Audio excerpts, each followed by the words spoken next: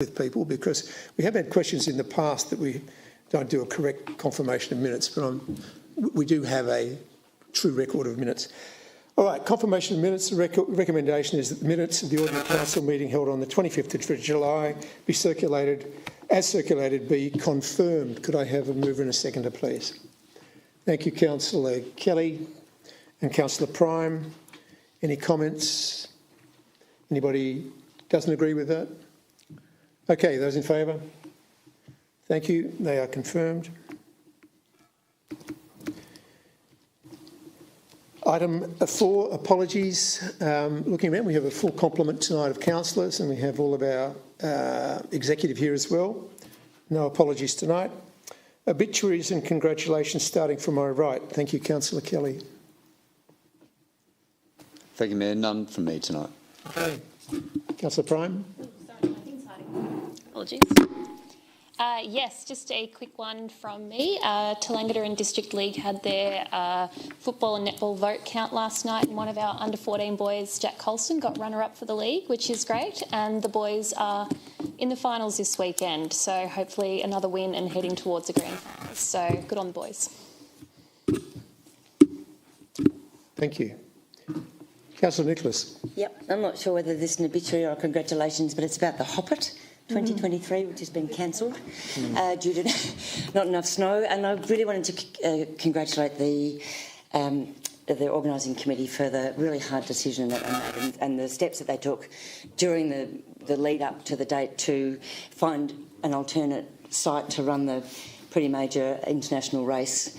And hard decision to cancel it in the end, but I think the right one. And also a congratulations to all the snowfield operators out there who are just making this really lean season work for a lot of people who are still out there having fun and still bringing finances and excitement to our off-mountain townships, particularly Brighton and Mount Beauty. Thank you. None for you tonight. That was going to be mine. That was yours. Thanks, Councillor Keeble. Councillor Hughes. Yes, thank you. I'd like to acknowledge the passing of a community member, Warren Barnard, part of the RSL and many different community groups with his children growing up here as well. So just wanting to pass on my condolences to the family there.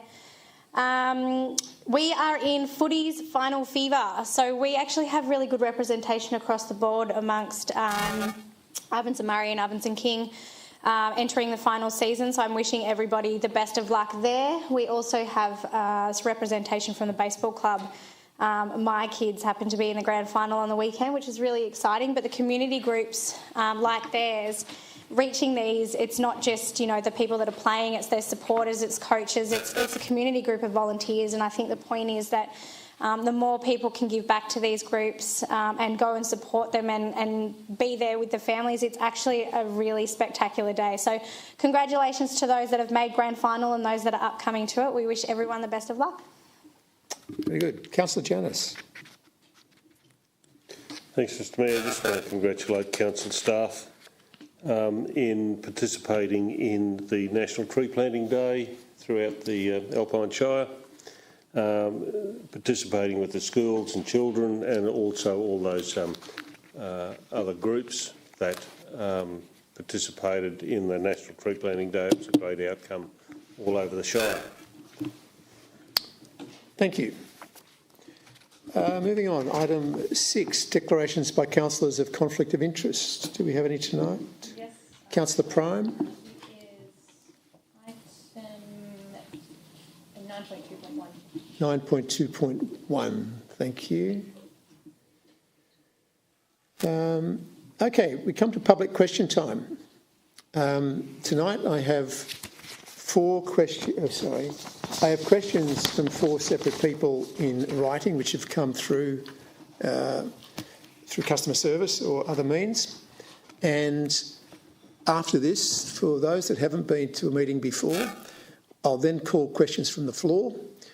Just when you come up, there's a microphone up there. Please state your name, basically where you're from, and you have 2 questions. So think seriously about the 2 questions and how you wish to word them. If councillors can't answer the questions, then we throw it to the executive, the directors. If they can't answer straight away, then the question will be taken on notice. We will get your information and we will contact you regarding the answers to your question. I hope that's quite clear. Right, tonight we have questions 1 and questions 2 are based around the same thing, which is to do with wood fire heating in the Alpine Shire. So the first one is from Emily Hannakroot from Bright. And there is a preamble to the question basically regarding the fact that there's a health perspective through respiratory disease from wood fires. If you all think back to Clean Up London, if you've ever heard of that, how they got rid of the smog and what have you in London, that's basically how they did it. And the question is, my questions to the councillors, are the councillors fully aware of and ready to take action against the impacts that wood heating creates to the local population through air quality, its sustainability issues and bushfire risks? As a simple answer to that, I would say yes. I believe, Mr Rees, do you have a bit more of an answer to that one? Director of Assets, Mr Rees, thank you. Thank you, Mr Mayor. So the installation of solid fuel heaters in homes is guided by Australian Standards 4012 and 4013, and any heaters must meet these standards and be installed by a licensed professional.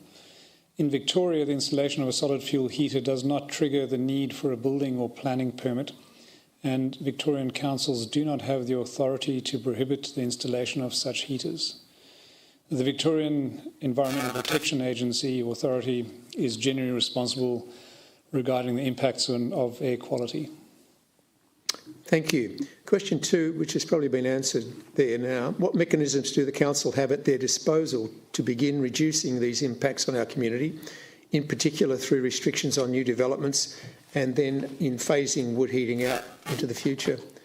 If you think your first answer has answered the question, yes, or anything extra? Nothing extra from me, thanks, Mr Mayor.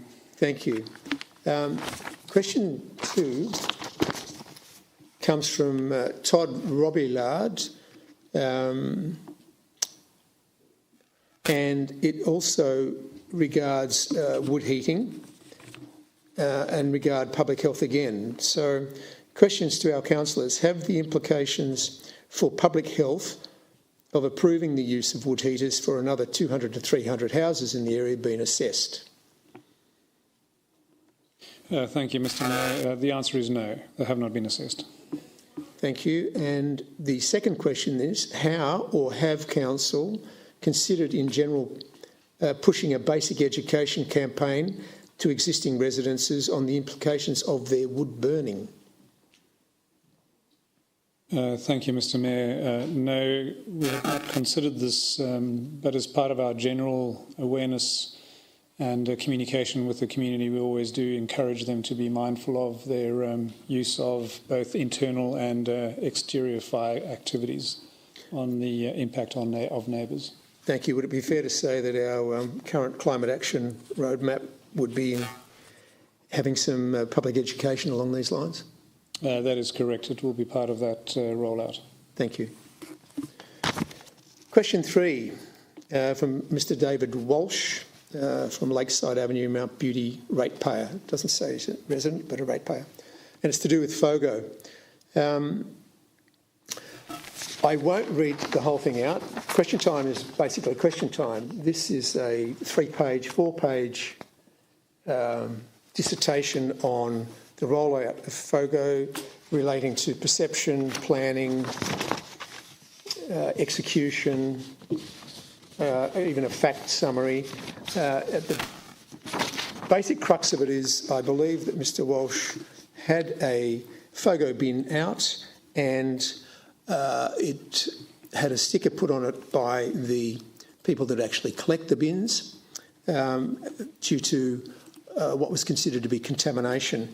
So the question arises in this one as to whether or not the current people that are doing the removal of waste are actually dictating, or is council dictating through its contract the actual FOGO delivery. So the question is actually two. I'll read the whole paragraph. Will the council issue a formal written notice to Cleanaway that they need to lift their game with a more flexible and successful approach to FOGO collection, and advising Cleanaway that the council will be reviewing the results in terms of meeting the requirements of contract continuation? Basically that's it.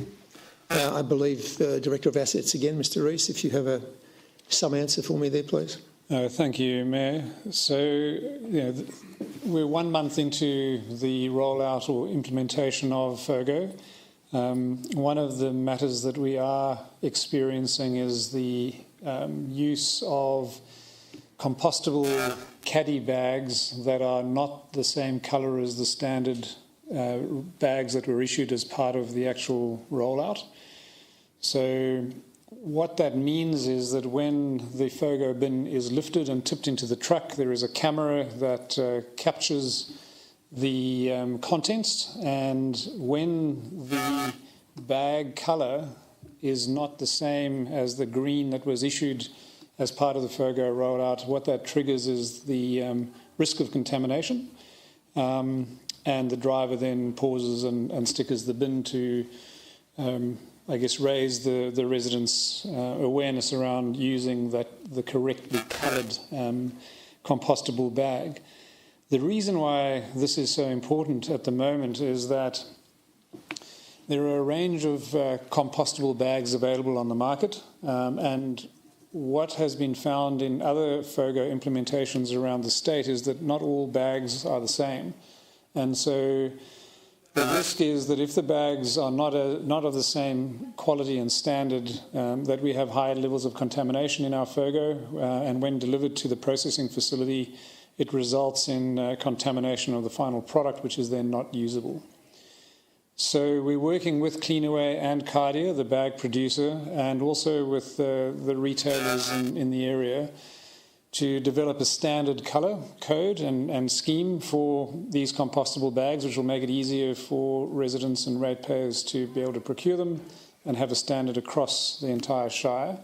Cleanaway are working collaboratively with us, and so are Cardia, and we expect to be able to develop that alignment in the coming weeks. This is one of those known implementation challenges and teething problems with the FOGO rollout, and we'll certainly be working together to get that rectified. I think also to raise awareness that Cleanaway are taking a very lenient and flexible approach because they are expecting these challenges, and so although bins are being stickered, it's more a signal, not a threat, and that there will be a grace period to allow the implementation and alignment of all matters to minimise the contamination problem and eliminate it over the next month or two. Thanks, Mr. Rees. And I think you've made a good point there, and that is that any new service that is actually rolled out, no matter how much planning goes into it, even if it's been implemented in other places, we still have to get the community on board with this service. So there'll be differences, there'll be things that just don't fit correctly. So I think it's just a case of working with it, and I believe that we're getting a report after 3 months of this that will tell us how things are actually going on the ground. Mr. Mayor? Yes, sir. I'd like to make a comment in relation to Mr. Walsh's correspondence to Council and the questions. Yes, you can, Councillor Janus. Thank you. It relates to a sentence here. Was at any stage, was it explained to residents that this inflexible Russian dictatorship approach to garbage collection was being implemented?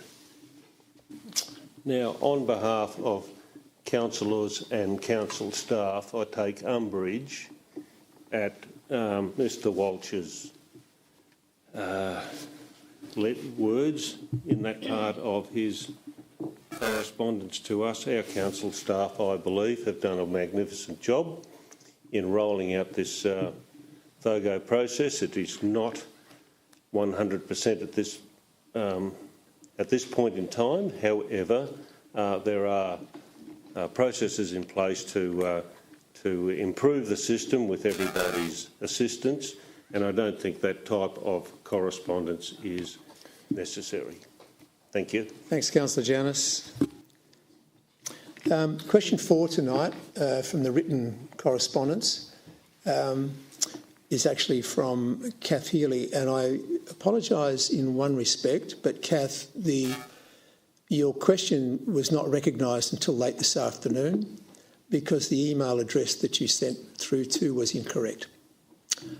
However, we are going to take these two questions. Question number 1, and these are relating to the Bright Valley development.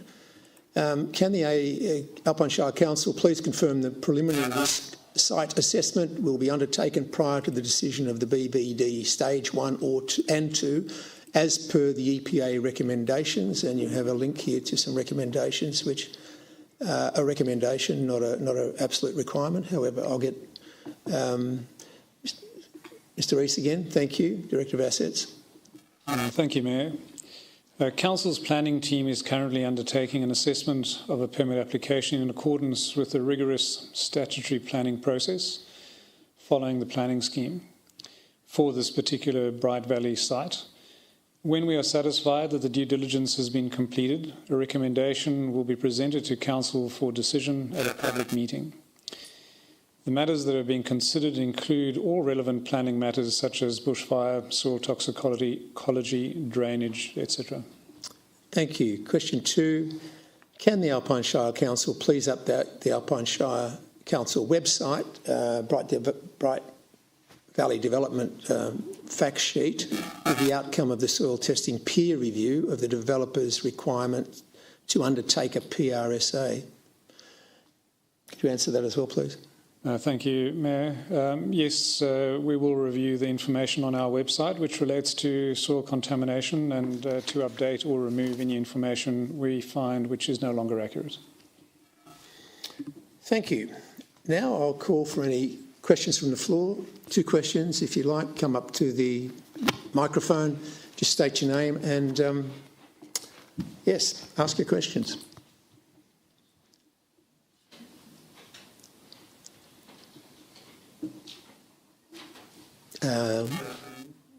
You just speak into it. No, it's turned on. Yeah, it may not be turned on yet. You got it? So my name is Paul Stewart. Welcome, Paul. Thank you. Now, I'm here along with these 2 gentlemen. We are here as concerned NRMA park users, seeking information regarding the park as a whole. As many park users were unable to make for our journey here tonight, mainly from Melbourne, we'd like to acquaint ourselves firstly with the makeup of the Committee of Management that oversees the park. Is that the first question? That's the first question. Certainly. Can you have an answer to that in any respect? It's an operational question, yes. So it doesn't come actually to councillors. So I'm looking at the executive here to see if we've got anything. We'll have to take that on notice, Mayor. All right. So, Paul, we will require your email or something Yes, after this. So I'll give you that. No problems. Okay. And I'm asking 3 questions. Well, there's 3 of you. Okay. Okay, then. Yeah, just change your voice, that's all. No worries. Now, the second question is, are there quotas in Crown Land caravan parks regarding the proportions of caravans, camping, cabins, etc.? In other words, do ratios apply? I think we have an answer to that particular one, and I'll get Mr Rees to answer that. Yes, thank you, Mayor. Thank you, Paul. Yes, there are. And probably where you're heading with this is what are they? I couldn't tell you off the top of my head what they are, but we have reviewed it. And the changes that the NMRA are making are well within the quotas that are stipulated in their agreement. Could we have those quotas again with the email that you'll be sending me? Thanks. The third question is, what is the status of the glamping tents which displaced 9 affordable family sites at the NRMA Park. Right, do you have an answer to that? Yes, I do. Very high level. They are subject to a building notice, and our building team are working that through with the NMRA. So again, could we have more detail in that? I'm afraid not. We don't disclose building notice matters that are subject to parties that are working through their issues. Thank you. Thank you, Paul. Anybody else have some questions from the floor? Thank you, Mary. Mary Pike from Toowoomba South, Secretary of the Upper Keel Valley Community Association, and I'd like to ask a question which relates to our Chief Executive Officer's motion tonight, and that's about the toilets in Toowoomba South. Comes first of all as a thank you to Will and the staff and the Mayor and councillors for, after 5 years, getting it to a council meeting. It was nice to see it actually on the agenda. My question is, if the sale doesn't come through, if the sale does come through, obviously funding is required for the actual completion of the project. That will require, I would imagine, quite a wait. And are there funds available for that sort of project at the moment? Mr. Rees. Thank you, Mary. We have been anticipating this outcome of the negotiations, which are now coming or concluding. We have a two-stepped approach which we're looking to investigate. One is a short-term arrangement that would potentially see a facility there in the near term while we work through a longer-term solution. We don't have any finalised plans and costings at this point in time, but we certainly have that on our radar, and the Capital Works team have a project manager earmarked to accelerate a temporary arrangement. Thank you. And I do have a second question, if I may, which relates to 9.3.7, which is the planning application for the Kiewa Valley Highway, where 7 residences are planned, plus lots of other bits and pieces, eating and drinking and lots of that, on a very busy road. For a start, of the 7 units don't seem to have sufficient parking for them. But my main question is, when you are deciding the go-ahead for these projects, is there ever any consideration of whether these 7 buildings are going to be for permanent rental, or are they just holiday leases? Because of the light of what's happening at the moment, it's a major problem. All I can answer to you, Mary, on that one is it's top of mind whenever we have discussions. And as pointed out, I think, in the Weekend Australian, we're probably... hands are tied at the local government level in a lot of respects. If a planning permit goes in and it sits well within the rules of all planning structures within the state, there's very little that council can actually do about it at the moment. We can argue it, we can put a lot of conditions on things. However, in this instance, until such time as we have some really clear guidelines as to how to limit short-term rentals or how to impose a larger fee structure on them, which makes them less viable as short-term rentals, not a lot we can actually do, but we're advocating very, very strongly at a lot of levels and at a lot of venues for these things. All right? Thank you. Any other public questions? Thank you very much. Right, item 8. This is a Mayor's report, and it's to do with the Chief Executive Officer, but I won't ask him to leave the room tonight. It's the employment and remuneration. Now, this is a follow-on from the KPIs for the CEO, which were at the June meeting. And just a little bit of background at the June meeting. There is an employment and remuneration committee which consists of an external chair, someone who's not related or in any way to the Upon Shire, the mayor and one or two other councillors. As we've done in the past, the majority of councillors are actually involved because I think it should be a joint thing that this is how this is done. When it comes down to the fine nitty-gritty stuff, that's when the committee gets involved. So from that performance review, the committee then decided to make a recommendation that the Chief Executive...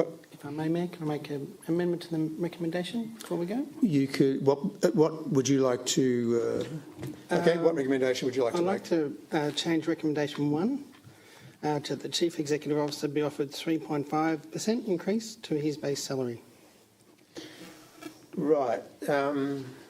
So that's the current recommendation at the 3.5% increase. Do I have a seconder for that one, and we'll debate that? Yes. Thank you, Councillor Kelly. So, Councillor Keeble, Councillor Kelly.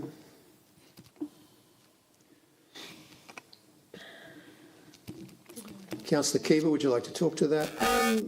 I do, just briefly, and I know Will was sitting in the room. It's the increase or the payment is, the CEO is the head of the organisation, has a lot of responsibility, like a lot of other people as well, but the CEO has the responsibility to run the organisation. And, our shire is a small shire, and our remuneration across the board is in the lower range for most shires in the state. And I think 2.5% doesn't send a good message out to the wider world, maybe about how we might, as a shire, respect that position. 3.5% is the same increase as the rate capping this year, and industry increases are around about 4%. So, on a personal note, I think Will has been doing a fantastic job, and I'd like to see that 3.5%. So I'll leave it at that. Councillor Kelly. Thank you, Mayor. Probably the only thing I would add or expand on is, at the June council meeting, many councillors spoke, highly supportive of the CEO's performance report for that financial year, and I guess I also put that in the context of, some of the other, prevailing numbers, rates cap, inflation, and also thinking about succession planning and ensuring this role is in the market, so to speak. I don't know if our incumbent enters the Tats Lotto or not, but if he does, we could be without a CEO at short notice, and it's very important that we're putting a role in the marketplace that is competitive and attractive to successors in that role. So I think that's the only addition I would make. Any other councillors like to make comment to this first recommendation? Yes, Councillor Nicholas. I'm just going to expand somewhat, just a tiny bit. I think that pretty much has been said by exactly what I would have said by the two councillors before me. But the other thing to consider is the cost of living increases, which reflects the inflation, which is currently running at 6%. That's a pay cut. Yeah. So I think 3.5%'s a far better outcome than 2.5. Any other councillors wish to make comments? No? All right, so I'll read the recommendations then. And Councillor Keeble, are you happy for that recommendation 2 stays in your recommendation? I am, thanks. Thank you. So the recommendations are that the Chief Executive Officer be offered a 3.5% increase to his base salary, and 2, that payment takes effect from the 1st of July 2023. Those in favour of that? Thank you. That's carried unanimously. Right. Thanks, Will. Now you can leave. Right, presentation of reports by officers. Item 9.1, the Toowoomba South land purchase. Thank you, Mr Jeremy. Thank you, Mr Mayor. This report relates to the purchase of land fronting the Kiewa Valley Highway in Toowoomba South. So as noted earlier in the meeting, it's a long-awaited report. A little bit of history. Back in February 2018, Council received a petition. It had 837 signatures, and that was seeking for Council to investigate options to develop public toilets in Toowoomba South. It did acknowledge at the time that there were limited options available because Council doesn't own land located in Toowoomba South that would be suitable for delivering toilets. On the basis of that, Council has been working through, and we've gone through a number of options. There was a confidential offer made on a parcel of land in Toowoomba South a few years ago, which was ultimately unsuccessful. We've approached different business owners to try and seek the opportunity to lease pieces of their land. So we have explored a number of options, but an opportunity came to the fore in 2021. Now, in my report, I've erroneously said that Council was approached by the owners, and they reminded me yesterday that it was actually Council that approached them to explore the opportunity to acquire some of their land. So they newly purchased the land, and we approached them to seek interest in purchasing a parcel of land that would be suitable for delivery of amenities.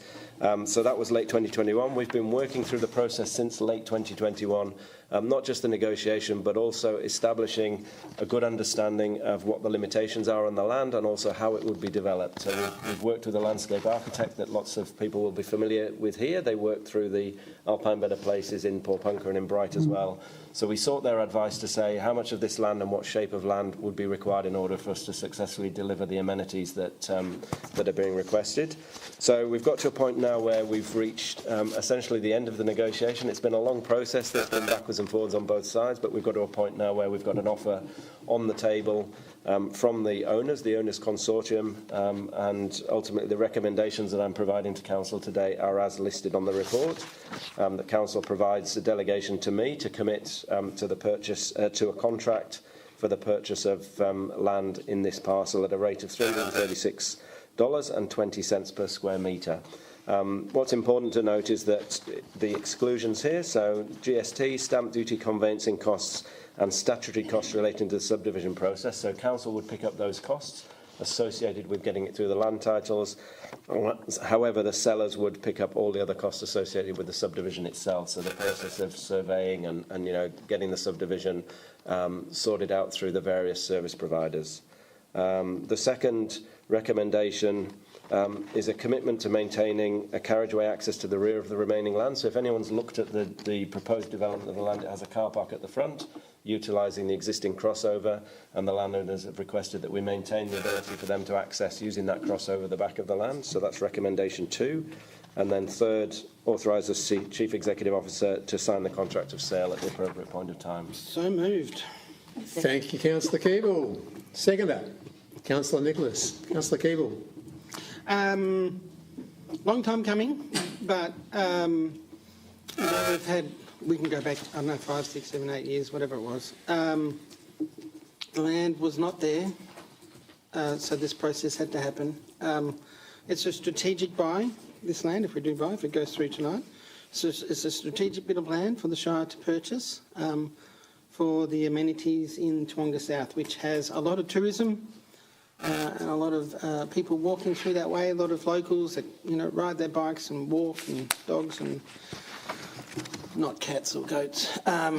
Anyway, it is good to see this on the table, and the council staff have been really committed at this process, all right from the start. I want to say that council has been really committed about finding a solution to not just the public toilets, but how to do a raft of other things, and this land will do that. So I'd like to thank Will and the team over the years who have been, focused on this particular purchase. So.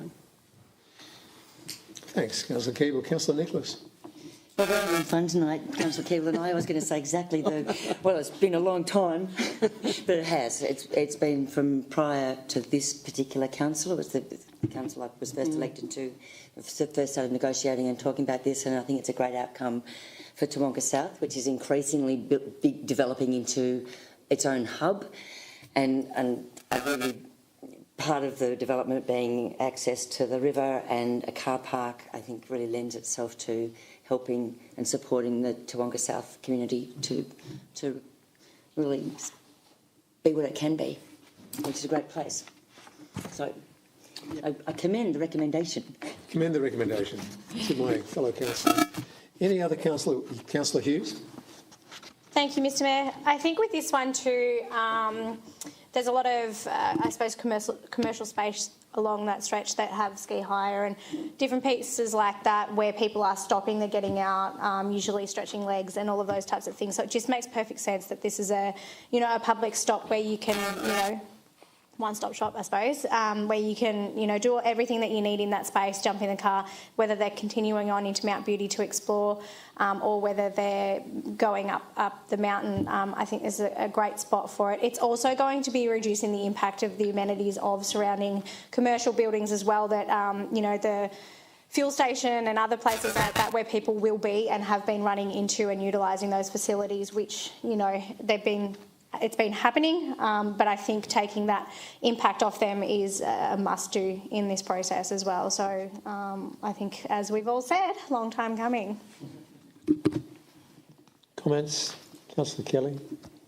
Thanks, Mayor. I think the report's really useful in the issues section there, sort of stepping through in particular the alternatives. To me, the timing is sort of is probably about right. I think if council waits any longer, it'll become more difficult. I had one question for Mr. Jeremy, and that was on item 1 there in the issues around options. We have previously entertained the road reserve and the relative amenity of that and usefulness. There is a figure in there of 350k. Just for my own understanding, is that approximate figure based on working through the road reserve process with Regional Roads Victoria, or is that for an actual facility? What does that number represent? Thank you, Councillor Kelly. So that assumes that we can access the land for free, and that is the cost from a well-known supplier of pre-built toilet facilities for them to be able to bring it and then for it to be hooked into the utilities in that location. So that would actually deliver public amenities, basic public amenities within a location in the road reserve. Okay, thank you. I guess in this context and thinking about the long-term future of that precinct, putting toilets on the road reserve is probably a pretty undesirable option. Any other comments from councillors? Yes, Councillor Prime. Yeah, that was going to be my one comment. It's just getting busier and busier, especially anyone who's spent time in Toowoomba South over the ski season. It is just hectic down there now, and despite the lack of snow, it hasn't seemed to have changed. So something had to happen. If someone's going to stop me down the street in Mount Beauty or Toowoomba South, it's going to be to talk about toilets. So this might come to an end then after this. So, no, very happy to support this. Thanks for all the hard work. Any other comments? I'll just make... Yep, so you've got a right in the minute of reply. Right. Any other comments? Sorry? No? I'll just note, in financial and resource implications, the development of the site could be staged. My way of looking at this is there's probably 3 separate entities or 3 separate stages of this. One is the walkway through to the river, the other is the car parking, and the other one's the actual amenity block. Do the officers have any priority at the moment as to what would be done first? Thank you, Mr. Mayor. Establishing toilet facilities is the highest priority. Thank you. I was hoping you were going to answer that. Right, okay. Councillor Peeble. Just a quick one. A really positive outcome when we vote, hopefully. But I will say that things like this add to our community, but they also add to the Shire's recurring budget, because it will need to be cleaned, and it will have to go into once it's set, or we need to negotiate a contract. So nothing happens like this for free. There will be an ongoing cost. Putting that out there to the people out in the wide world and in front of us here. But that's one of the things that we consider when we make some of these decisions as well. So there is an ongoing cost. And I'll just point out the last comment on this one is that the annual maintenance costs have not yet been estimated, simply because it hasn't been built. Right, that was your right of reply. I'm going to put those 3 recommendations to the vote. All those in favour of this? Thank you. That was very that was very quick coming. Thank you.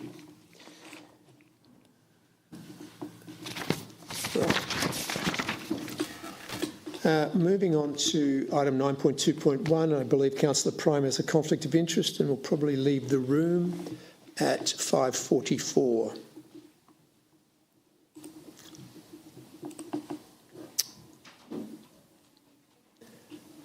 This item relates to a road deviation and a land exchange.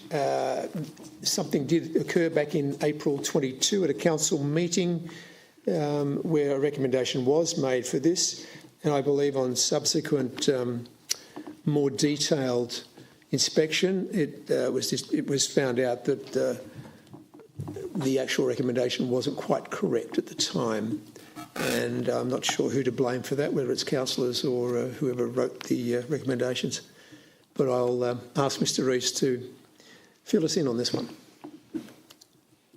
Thank you, Mr Mayor. Yes, you're correct. This report relates to Tom's Road and a deviation and a land exchange. I guess in essence, the clerical error that was made by council officers was that we referenced Clause 2 instead of Clause 3, which may seem insignificant in the scheme of things, but the impact of that would have been that the land would then vest with the Crown and then create an insurmountable hurdle to continue with the land exchange and the deviation. So, in essence, this report relates to recommending to Council to rescind that resolution under the Local Government Act 1989, and then propose the correct recommendation, which refers to Clause 2, to enable the road deviation and land exchange to proceed. Have we checked this 3 times? Thank you, Mayor. Yes, we have. So moved. Thank you. Okay, Councillor Keeble and Councillor Janus. Councillor Keeble. I do remember when Tom's Road came in for that one, number 2, and it needs to be whatever it is, the 3 one. It's an interesting area down there. If you've driven through it, the road goes through basically a dairy, and the Shire's done an amazing job realigning that road because it was very wet and boggy. It's down near the river, and they've done some excellent job maintaining that section and improving it. So I'm happy with the changes so that we can get that realignment, because that's really important for access. Councillor Janus. Yeah, basically I just consider this as an administrative item. Doesn't change the intent of the motion at all from the original motion. It's merely administrative in the fact that it's now referencing the correct local government section. Thank you. Any other comments from councillors? Councillor Kelly. Thank you, Mayor. Just a couple of questions, Mr Rees, if I may. Just to understand, I guess I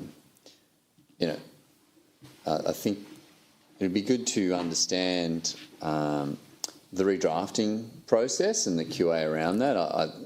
Do we send these things out on these sort of things to a law firm, or how do we prepare? What's the sort of process there? It'd be useful to understand. Thank you, Councillor Kelly. Yes, we do. This is a particularly technical, legal and government gazettal process that is full of traps for inexperienced players. So we do rely on external support in these matters. And one final question. I think it's recommendation 6 and 11 both refer to public submissions received. Has that process been undertaken yet in terms of seeking any public submissions, or will that now be advertised that this is going to happen? And I presume that was the same steps as last time. Correct. So what that public exhibition refers to is that following this evening's meeting, assuming that Council endorses the recommendation, a public exhibition period of 28 days will be announced through a formal government gazettal notification process. Submissions will then be invited, and then once they're reviewed and assessed, will then be considered for final implementation of the road deviation and land exchange. Thanks, Mr Rees. Any other councillor comments? Councillor Keeble? All good? All good? Okay, I'll propose 11 recommendations with their subparts to the vote, please. Those in favour of the recommendations as they stand. Thank you, that clears that. And thank you. Could we have Councillor Prime?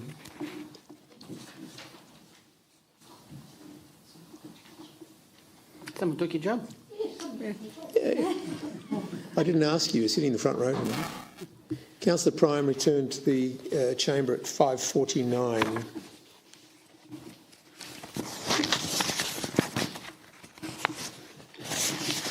Okay, Mr Rees, you can give your vocal cords a rest. Director of Customer and Community, Ms Helen Havercroft, 9.3.1, Audit and Risk Committee meeting minutes and recommendations. Thank you, Mr Mayor. So this report this evening is to present the minutes of the Audit and Risk Committee meeting that was held on the 21st of July 2023. That was a meeting that principally focused on our interim management letter as we roll towards our annual accounts. So it was a not insubstantial meeting for the members of the Audit and Risk Committee who met with our auditors and went through the principal areas of risk that they are seeking to cover off and get some comfort from. They're listed as the valuation of property, the impacts of COVID, accounting for government grants, reliance on our IT systems and third-party service providers, landfill rehabilitation provisions, changes in our personnel, flood impact. Really, they're seeking at this stage the information that is been rolling through 22-23, in essence, testing the veracity of our data as we formulate our annual accounts. The next Audit and Risk Committee will be held on the 15th of September when our annual accounts will be shared with them in more detail, and again the auditors will be present. So at this stage the recommendation is for Council to receive and note the unconfirmed minutes of the Audit and Risk Committee meeting that was held on Friday the 21st of July 2023. Mover, Councillor Kelly, thank you. Seconder, Councillor Hughes. Councillor Kelly. Thanks, Mayor. Look, not too much to add to this item other than to observe I think the VAGO process so far has not made any new findings with respect to the audit process against Council's risks. Probably the one item I would add colour on is around the information communication technology space, IT or ICT risks. I think, like most organisations that handle customer data and handle customer information and transactions, there's a lot of emphasis from VAGO on managing that, as there is here at Council, and it continues to be an area of focus because of the, what is now a legitimate part of the a legal business, and that is, cyber hacking and seeking to get personal information for gain. So there's further to play out through the Audit and Risk Committee on that, but I just did want to flag that there is continuing razor focus on that area because I think it's incredibly important for our residents and ratepayers. Thank you, Councillor Kelly. Councillor Hughes. Nothing further. Hey, any other councillors wish to comment on the recommendation? No. Although, okay, all those in favour of the recommendation as it stands? Thank you. Carried. Item 9.3.2, we're getting into the working stuff now. Instruments of Appointment and Authorisation, Planning and Environment Act. Thank you, Ms Havercroft. Thank you, Mr Mayor. This is a report that provides for newly appointed positions in Council's Planning Department and provides some delegations for our civil development engineers, of which we have two. So this report just really formalises the delegations that Council provides to officers of Council. So this evening there is a new planning officer, an engineering coordinator, civil development engineer and another civil development engineer, and also the rescinding of our compliance coordinator's position as that individual has now left Council. Thank you. Councillor Janus. Seconder. Councillor Keeble. Councillor Janus. Once again, it's an administrative item, but on the positive side of all of this is it's great that we're getting some high-quality staff back into the workforce so that we can progress the basic work of Council. Good. Councillor Keeble. No, all good. Agree. Any other comments? Yes. Councillor Kelly. Thanks for your patience, Mayor. Only one question off this one, and it does go to one of the risks that was highlighted or discussed in the previous item. I'm just wondering whether the CEO has an update on the current vacancy rate and the rate of filling of roles. I know it's a challenge for all organisations at the moment. Thank you, Councillor Kelly. So we remain in a very challenging situation from an attraction and retention perspective. So our turnover last year has been calculated permanent staff 28%. The previous year it was 26.5%. The previous year prior to that it was 19.5%. So when you look at our organisation over the last 3 years, we've lost probably, I think that's over 70% of our permanent staff in the organisation. So it's creating significant challenges. Filling the vacancies is really challenging.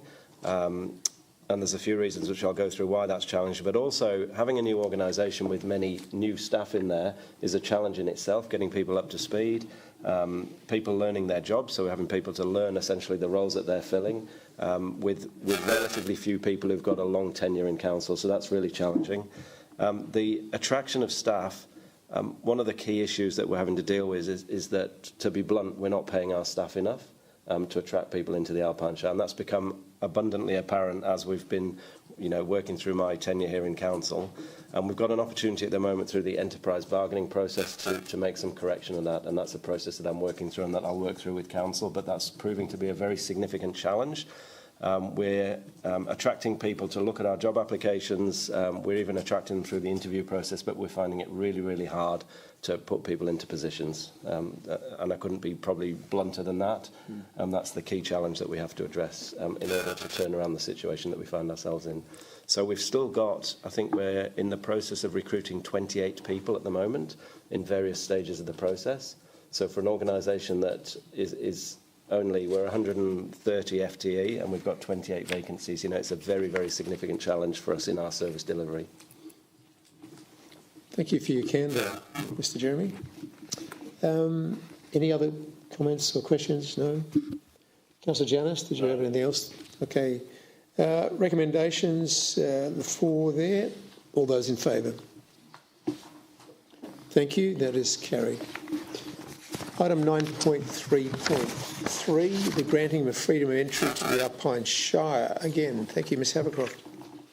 Thank you, Mr Mayor. This report relates to the request to grant freedom of entry to the Alpine Shire in the ceremony to take place on the 28th of October 2023 to the 4th and 19th Prince of Wales Light Horse Regiment. So a bit of background. The freedom of entry is a right which is granted upon a military unit by a local government, authorising that unit to march through the streets of a town on a ceremonial occasion. The freedom of entry is the highest honour that can be conferred on a military unit by local government. It is a symbolic honour that conveys no legal rights.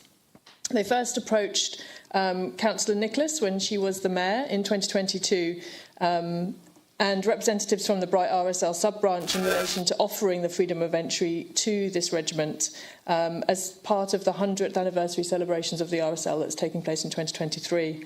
So this in-principle agreement was made at that stage, but no further conversations took place until quite recently with the current Mayor, Councillor Forsyth. So a formal letter was sent by the Mayor in April of this year, and the offer was accepted in July by the regiment, and matters have been proceeding since then to set the wheels in motion for what could be an event. The event team has been working with the regiment to work through how it will impact on Bright on the 28th. One of the biggest things that it's flagged for us, which is identified in the issues section, is that it clashes with the Myrtleford show, which is taking place on the same day. So we're seeking to hope that the regiment might take part in the show as well. We don't have confirmation of that yet, so I'm just placing it here in the public record, that we would really like them to take part in Bright, but also form part of the show if they can possibly do that. Also, we will advertise the show really heavily in advance so that we don't want to pull any attendance from the show into Bright, and rather encourage those that once they've been to the event in Bright on Saturday morning that they scoot along the road to the Myrtleford show and enjoy both things on that weekend. In the attachments, we were hoping this evening that there would be an attachment to this report that would show a draft scroll, but they're quite a full. Thank you, Councillor Nicholas. Councillor Prime, Councillor Nicholas. I'm really excited about this. It was initiated and championed by the Bright RSL sub-branch, and they've been really active through this 100-year celebration, and it's terrific to see such a strong group, and it's also terrific that the 4th 19th Prince of Wales Light Horse Regiment is able to support that celebration, and hopefully, yes, they can get to Myrtleford, but without retracting or detracting from what they're doing here, because it has been championed by the Bright RSL. To me, they're complementary rather than conflicting because of the timing of I'm expecting anyway. So hopefully that is indeed how it works, and I really look forward to the event if we approve it. Councillor Prime. Yeah, not too much extra add for me. It sounds quite exciting, a bit of a coup for the Alpine Shire to have something like this going on here. Reiterate the sentiment that hopefully we can organise something that coincides with Myrtleford, but nonetheless, it seems quite exciting to have an event like this coming here. Thank you. Comments by councillors? Councillor Janus.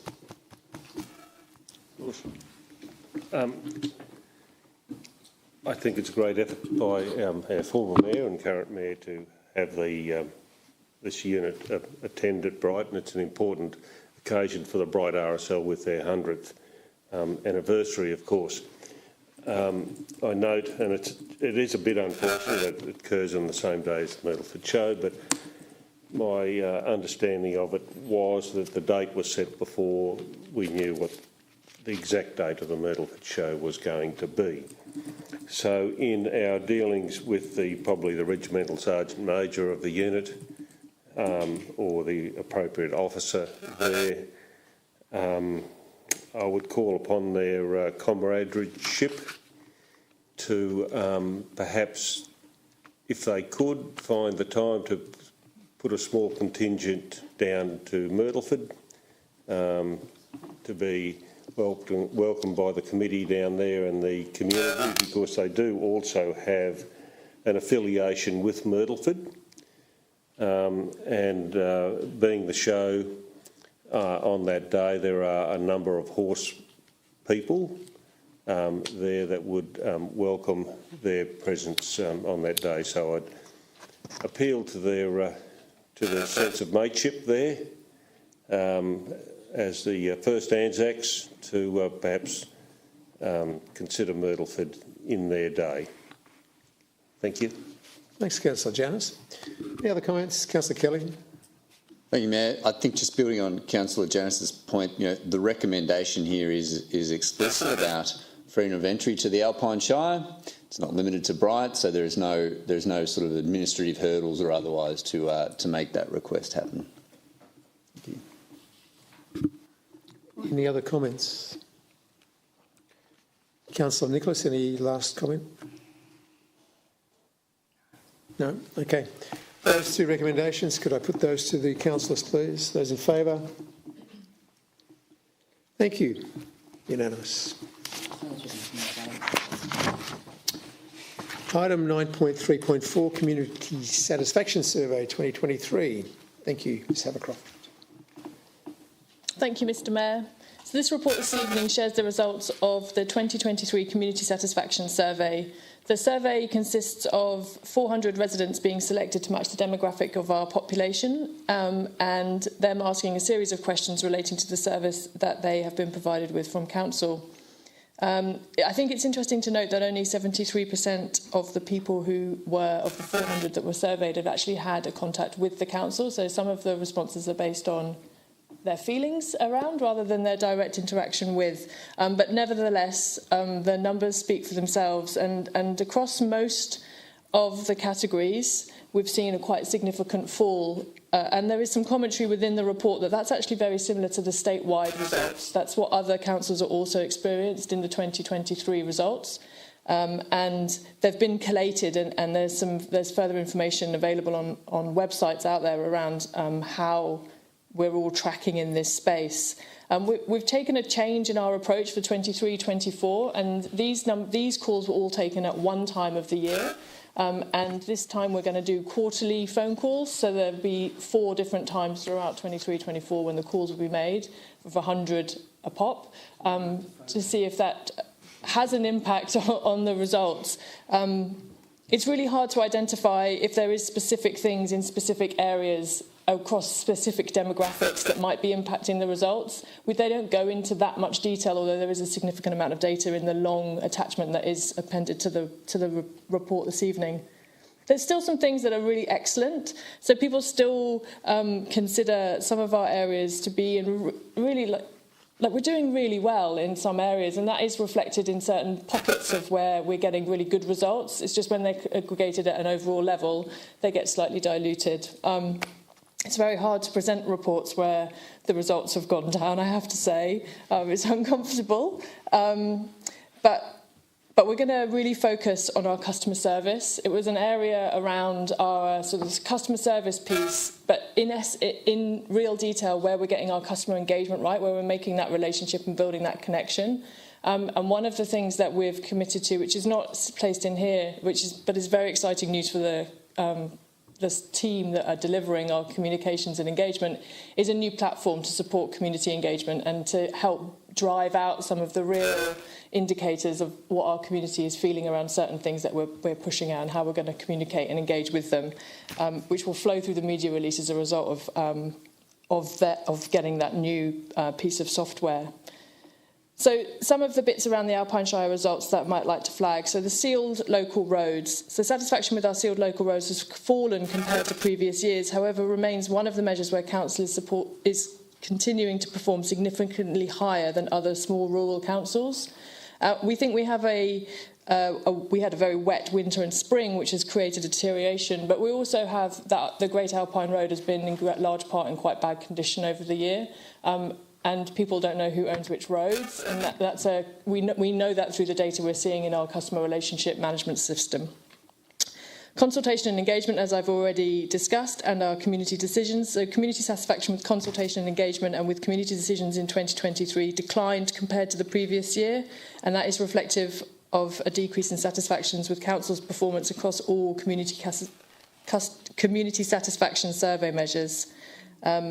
And again, as I reflected, that's a statewide issue as well. Customer service. Satisfaction with customer service remained in line with the results from the previous year, however was significantly lower than the statewide average. 2/3 of our residents that were contacted in the last 12 years, a slight increase on the previous year. 60% of residents considered customer service to be very good or good. We'd like it to be higher. So, as I mentioned, the areas for focus, the report suggests that community consultation and engagement should be a focus in 2023, and that's exactly what we intend to do, as they're now significantly lower than the small rural average. So the Chief Executive Officer publishes his key performance indicators on our website. The 2023 ones are now up there for people to review, and that is very closely aligned with his key performance areas focus too. Councillors, as I mentioned, councillors elected to conduct this quarterly in 2023, and we'll see what impact that has on the results for next year. Thanks, Councillor Nicholas. Councillor Hughes. Councillor Nicholas. I'm doing it wrong. There you go. Can't get my mic on.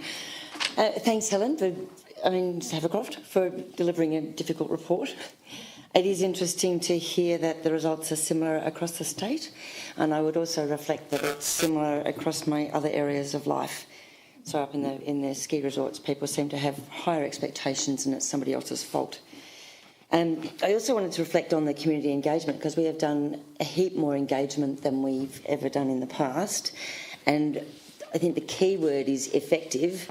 So again, in my experience, community engagement, which is quite extensive, people, if they often want their way, if they're engaged. So there's the difference between being heard and responded to in some way and getting exactly what people are asking for can be quite different. And that doesn't mean that the community engagement isn't any good. In fact, it probably means it's quite good.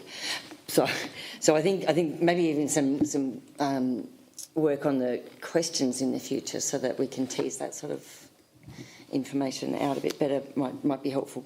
Anyway, I think that we do a great job, even if everybody's across the Shire doesn't see that, and I know how hard our people work, and I've said it before. I drive past this office regularly, well after hours, between 6 and 7 at night, and there's often people here, and there's often lights on, and there's often, obviously, people contributing well beyond their normal hours.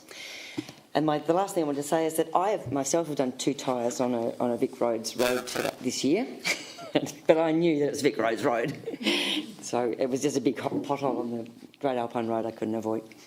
So thank you for presenting the report, and I don't think that we are doing as badly as the report reflects, even though I do recognise that it's a statistical survey and that we do hope to get better at it, better results next year.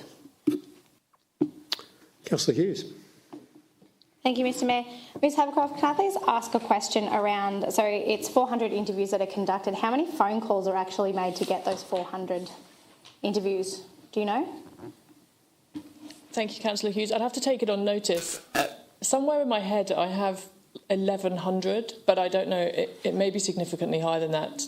They have to make a lot of calls to get people to answer any questions. And I don't think that's a reflection that they don't want to answer questions about Alpine Shire Council. People don't answer the telephone anymore if it's not a call that they know.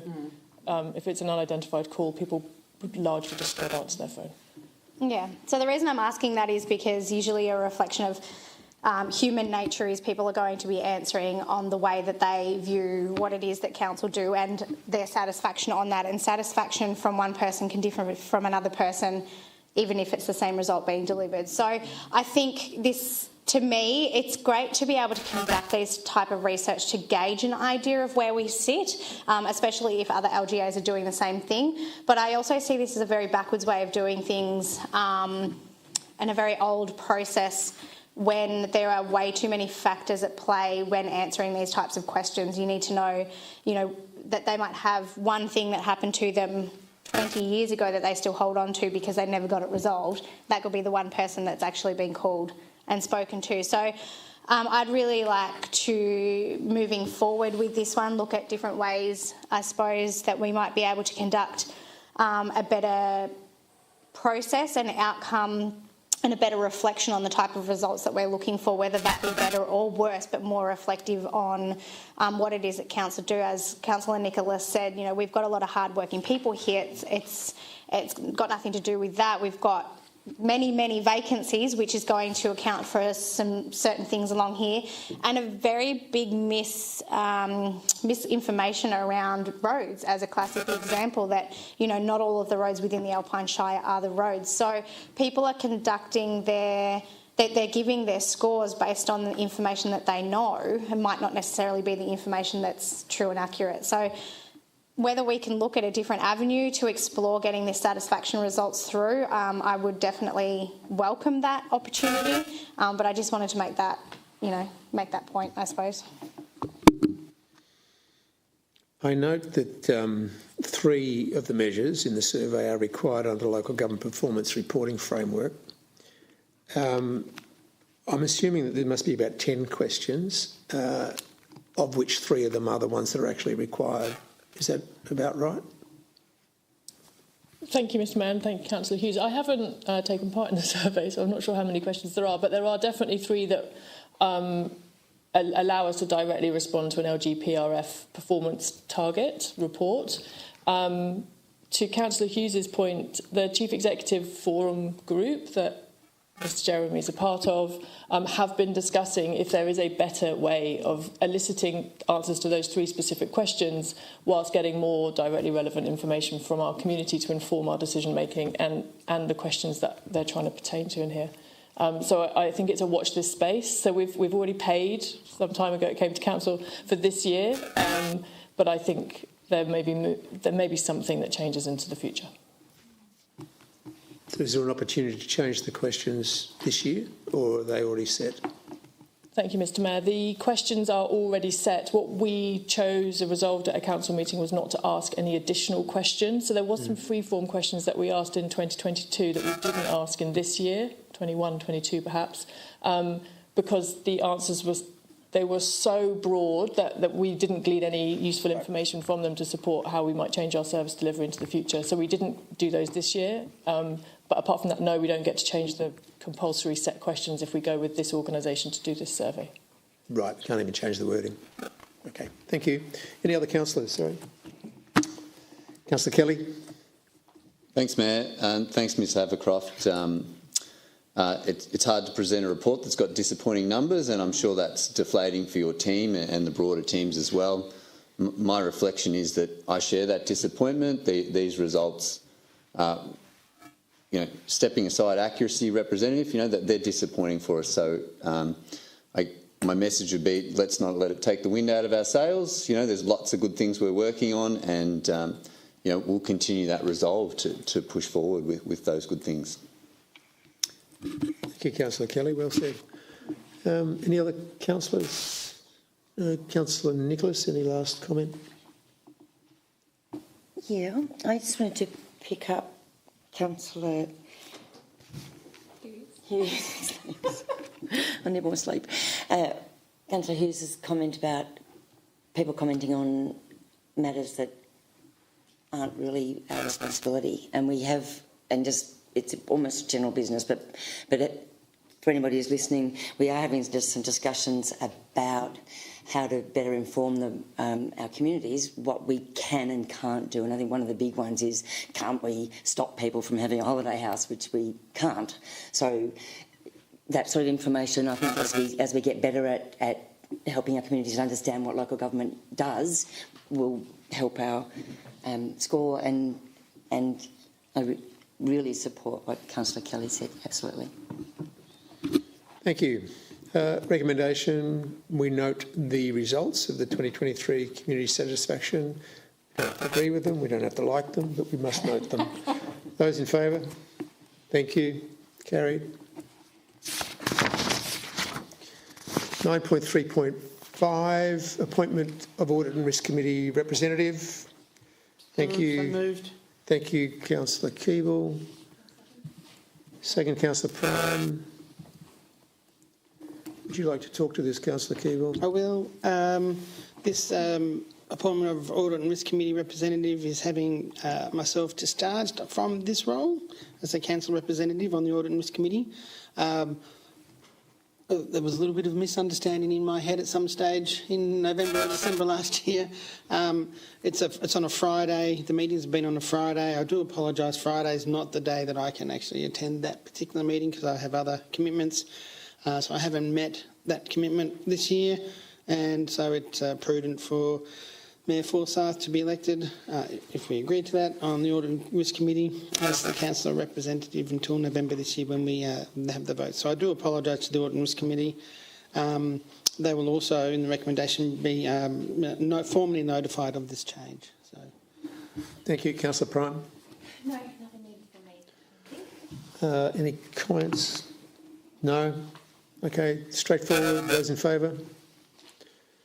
Thank you, it's carried. 9.3.6, planning application 63 Elgin Street, Myrtleford. Ms Havercroft. Thank you, Mr Mayor. This is an application that seeks approval for the subdivision of land at 63 Elgin Street, Myrtleford, into 2 lots and the building and works for the construction of 1 2-storey dwelling on each lot following the subdivision. So this is a proposal to construct 1 2-storey dwelling on each of the proposed lots. The councillors have seen the drawings. They're contained within this planning, within the proposals that's presented to you this evening, which is the splitting of a awkwardly shaped lot into two housing blocks, basically, and to construct those 2 dwellings. The application has been on public exhibition. It's also been the subject of a mediation session. And the applicants and objectors were given the opportunity to come and present to councillors in advance of the council meeting this evening. So the site is located in south of Myrtleford. It runs almost parallel to the Great Alpine Road as you enter Myrtleford, but doesn't connect to it at that end. And some of the concerns, just to run through some of the concerns from the objectors from the start, was around the bulk and the presence on the road. As you can see from the aerial shot above, it appears that on some of the lots are quite set back from their boundary edge, and these will be very close. But actually, its immediate neighbour is also very close to its boundary edge along the road. So the planners don't feel that that is an imposition from a bulk perspective. One of the other concerns related to the removal of a large and well-established tree in the road reserve as part of the development, actually it's just inside their boundary, sorry, and they took on board that piece of information from the objectors and have revised their application to ensure that that tree is preserved as far as possible, and that forms one of the conditions subject to approval this evening of the application. We received 6 objections in total, and they ranged over a really broad range of different matters. So I've already mentioned a few. Neighbourhood character came up, and that's a common issue, an objection in neighbourhoods of this type where residential dwellings are being constructed. It was considered that there's no special protection within the general residential zone on Elgin Street to protect any specific neighbourhood character, but it was reflected that whilst it doesn't have any significant overlays, there is a broad agreement that perhaps it is bulkier than its neighbours, but it's not in contravention of the planning scheme, given its zoning as general residential zone. The dwellings will appear pushed into the mountainside or the hillside, so whilst they are 2 dwellings at the 2 stories at the front, the push into the mountain means they're one at the back. There was also some concern around overlooking and overshadowing. They're both addressed in the conditions of the development, if it's approved this evening. And another one was relating to the fence. The height of the fence, particularly on the southern boundary, would have been so there's a retaining wall, and then there would have been a fence of 1.8 metres. During mediation, they discussed that, and an alternative proposal of a lower wall. The retaining wall will remain the same, but the fence will only be 1.2.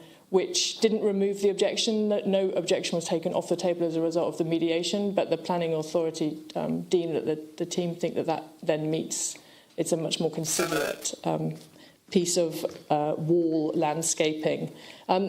As you might imagine, there's a lot of conditions associated with this because it's 2 brand new dwellings on a lot, on new lots. And as I mentioned, the lots are quite an awkward shape. I don't know, it's a very strange shape. So are the lots that surround it. So the recommendation this evening is for approval of the application for a 2-lot subdivision and the construction of 2 dwellings, 1 on each lot. Thank you. Can I have a mover and a seconder? So moved, Councillor Nicholas, seconded Councillor Kelly. Councillor Nicholas. Thank you again, Senator Croft, for a comprehensive report and the people who prepared it, obviously. I think there's been a lot of work between the people who are concerned about the development and the people who would like it to adjust it to make it work better for the landscape. So I think that's terrific, and I really appreciate the work and the time that goes into that. I also wanted to point out that in the need for housing that we have in the Upland Shire, one of the ways forward is to build on infill, so use the land that's particularly close to the CBD to fill up. However, I recognise that there are people who are concerned that it doesn't fit. And I do have a question, which you probably can't answer me, but it's about the colour of the roof, or roofs, because one of the concerns into the future is that dark roofs are heat sinks and aren't great for our environment, and whether that's been considered in this design. I should have asked it earlier, but I've only thought about it this evening. Thank you, Councillor Nicholas. I will have a quick read of the 16 pages of conditions. I have read them, and I don't believe there is any mention of roof colour in here. So whilst it won't be relevant to this application this evening, I will take that back to planning officers to consider for the future. Thank you. I don't have anything else to say at this point in time, Mr. Mayor. Sorry? I don't have anything else to say. Okay, thank you. Councillor Kelly. Thanks, Mayor. I've spent a bit of time there, attending the site, walking, driving, just to understand the arrangements of the neighbourhood and the character a little more. I note, as Ms Havercroft pointed out, that there has been some work done around heights of fence lines, and also the arrangements with the colour scheme on the front facades and materials chosen. There's some significant conditions in there. I was looking at special conditions 30 and 31, reconstruction and drainage, and particularly the need for an underground drainage system. So, to that end, this is going to be a complex build, and complex and therefore costly build. With respect to neighbourhood character and under our planning scheme, there's an opening statement there, I think it's the second paragraph around, to encourage development that respects the neighbourhood character of the area.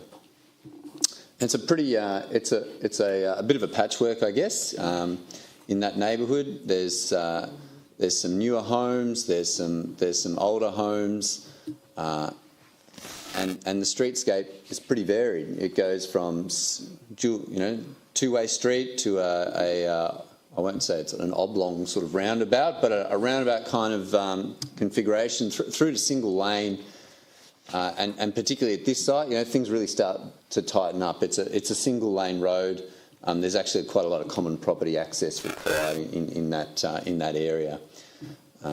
So I think it's a challenging build and a challenging location for this, notwithstanding and acknowledging, the proponents are very much seeking to house family and pursue that neighbourhood living that we all aspire to in the Alpine Shire, and deal to the challenge of affording land to build.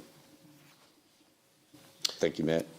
Thanks, Councillor Kelly. Other councillors, comments? No? Councillor Janus? Yes. Thanks, Mr Mayor.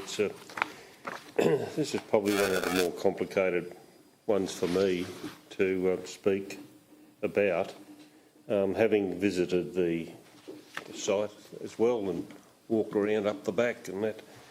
Ms Havercroft, should one building be put on that block, would this matter come before council? No. What about if there were 6 objectors? So it wouldn't need a planning permit if it's already got a dwelling on the lot. It's got an as-of-use right to put a property on because it's in the general residential zone. So they wouldn't need to come before council to get a decision. It wouldn't need to come to council at all to get permission to build a house. Right. So someone could put a rather large single-storey or double-storey building on that block without having to come to council. Yes. And I take it also that the setback is greater than what it currently is, reading the notes. So it was 5 metres and it's now a little bit further. The other issue is on-street parking at that location, as Councillor Kelly pointed out. That road, just prior to that, there's a funny little turnaround in that area. But then the road going beyond that to service other houses further along, is that standard road width there? I know that might be a little bit of a question on notice for you there. I'm just taking into consideration if a car was parked there as, let's say, a visitor to the area, and a emergency vehicle like a big fire tanker needed to get through there, be sufficient room? Thank you, Councillor Janus. I would have to take it on notice, but the internal referral for the engineering team here provided consent, but with conditions, and they would have considered the use of the road and access to the property, because it's on quite a steep. The access into the properties is also quite steep, and they would have considered those matters as part of their internal referral. So whilst I can't answer your specific question, if they had conditions, they'll have been placed within the conditions at the back. Okay, so yeah, so they in normal circumstances they would look at all of. Yeah, access Those forms things. part of their consideration. And the other query I had was that is a historically a gold mining side of the hill. Has anything been disclosed there that there could well be a mine, an old disused mine shaft under the area? Has there been land subsidence or anything like that that would prohibit a building going on there? Thank you, Councillor Janis. So during the assessment for this, there's been no disturbance of the land. So from a site viewing, there was nothing for the planners to assess from if there's subsidence or not. There's nothing obvious. No, I don't know whether it will have to form part of the building permit that they would need when they seek their building permit for the construction. They may, but I can't answer for certain. Sorry. Okay.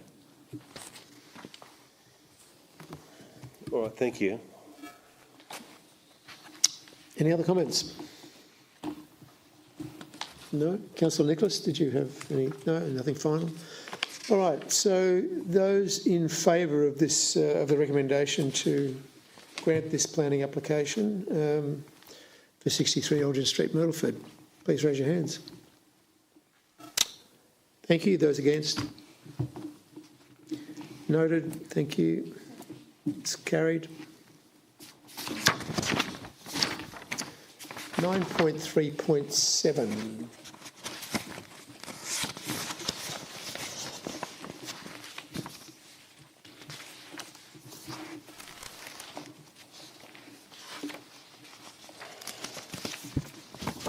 Thank you, Mr. Mayor. Thank you, Ms Abercroft. Kiewa Valley Highway to Wonga South. So in a slightly larger subdivision. So this is a application for the use and development of 2 food and drink premises, a restaurant and a bar, the development of 7 dwellings, 2 shops and an office, licensed premises, alterations of access to the road in a transport zone, which is onto the Kiewa Valley Highway, and a reduction of the car parking requirements. This is a really long report with a significant amount of detail in it. So whilst that's a very complicated set of items to contain within the proposal, they fall into 2 broad categories. There's a set of 7 houses that they would like to develop, and then there's a piece around amenity and the restaurant, a bar, shop and an office, and the stuff that would go around that and the open space associated with it.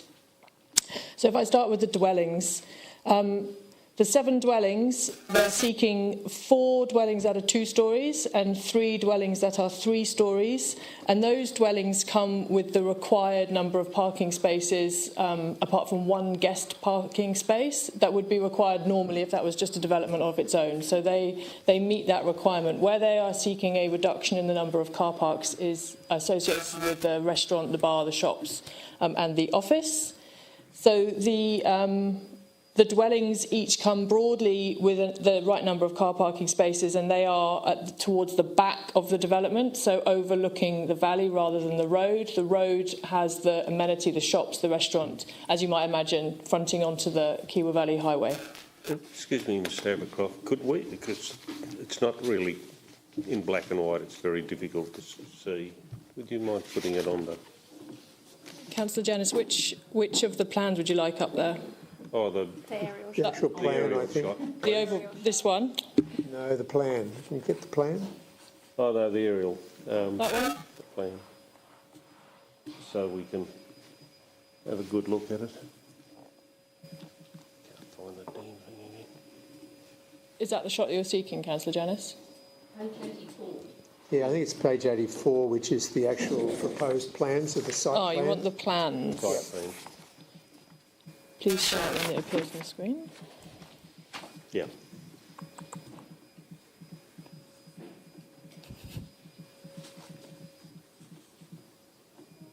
I didn't go through them. There we go. Here we are. Is this the one that you would like? Yeah. Okay. Please, thank you. It just makes it easier for me. No problem. So as you can see, this doesn't face north. That's confusing. So the dwellings are the slightly rectangular boxes at the back, and they overlook the valley, whereas the amenities is more complicated with the hatches that is facing onto the road. So the dwellings are a series of 2, 3 and 4 bedroom properties. And to Ms Pike's question earlier, there is actually reference within the report to the nature of the properties, and I shall just read it out. It's recognised that a significant proportion of dwellings within the municipality are not permanently occupied and are used as short-term accommodation and holiday homes. Whilst there will be pressure for the proposed dwellings to be used for such purposes, the applicant has sought approval for the development of houses, dwellings, and if used for any other purpose in the future that requires a planning permit, enforcement action could be taken. And whilst we don't take enforcement action at the moment under the planning scheme relating to short-term rental accommodation, it doesn't mean that will always be the case from a planning scheme perspective. So that's we can't. It doesn't fit within our planning scheme at the moment to restrict how those properties are used. But the person at the moment is certainly declaring that they wish for them to be residential dwellings. It's quite a complicated site. The site's located in an area of Aboriginal cultural heritage sensitivity and is affected by bushfire and flooding. It has a proposed LSIO on it. Although it's not forming part of the planning scheme at the moment, it does form part of the considerations for the planning officers when they're making their assessments. But having said that, it's commensurate with the current mixed-use zoning that is along that piece of Toowoomba South strip. And it's pretty close to the Kiewa River West Branch and the Mount Beauty Pondage, so is considered a good location for shops and restaurants. Within the shops and restaurants, again, as you can see on the plan on the screen, it looks very busy. It's quite complicated too. So there is an area of licensed premises and I think, relatively small restaurant offering. They've very restricted numbers within the application for the number of patrons that both the bar and the restaurant can accommodate, which total 57 in total, and the licensed premises is also only a maximum of 57 patrons, so quite a small offering in the scheme of the other bars and restaurants that are around in Toowoomba South. This also elicited quite a lot of objections, and it was placed on public notice, and there was a planning forum in relation to this site, and of which councillors will have attended. And so they didn't go through mediation like the previous application, but the forum didn't really make any substantial changes to the application itself. But they were able to talk through what their hope for the site is, and I think that was a fairly helpful position. But some of the objections that were shared and are present in the application at the moment are around the shared use of the highway. So there's an entrance and an exit onto the Kiewa Valley Highway, and they are shared with the respective users of the land on either side. One, I believe, is a pub, and the other side is the entrance to the caravan park. The intention is that it's a one-way route through this proposed development. So there's going to be quite a lot of working with their neighbours to make sure that the signage is accurate and sensible and works for all of the different parties in the crossover, particularly in the crossover to the Kiewa Valley Highway. Already a quite busy road. So there's some considerations there. There was objections around the reduction in the car park and the impact on the existing businesses in that area, and that the car parking for some businesses is already being used by patrons of other businesses. It's ever thus in a high street of shops. But in this case, they have asked for a reduction. The traffic assessment indicated that they would require 39 spaces, and they are providing 22, so quite a reduction in the number, basing that on the availability of car parking in other areas down that street. There was also conversation maybe addressed this evening in a previous report about the provision and maintenance of public toilets on that site. All of this land will be owned privately, and therefore, unless you're a patron of one of those places, they're under no obligation to allow the public in to use their facilities. drainage at the entrance of the pub, which is on one of their neighbouring. I think people have commented, I've heard councillors comment that sometimes when it rains there has its own specific area of water there. So a detailed drainage plan will be required for both its site and how it's not going to impact adversely other drainage issues that we already know exist within that immediate vicinity. And there's, again, some conditions that are related to drainage contained within the report.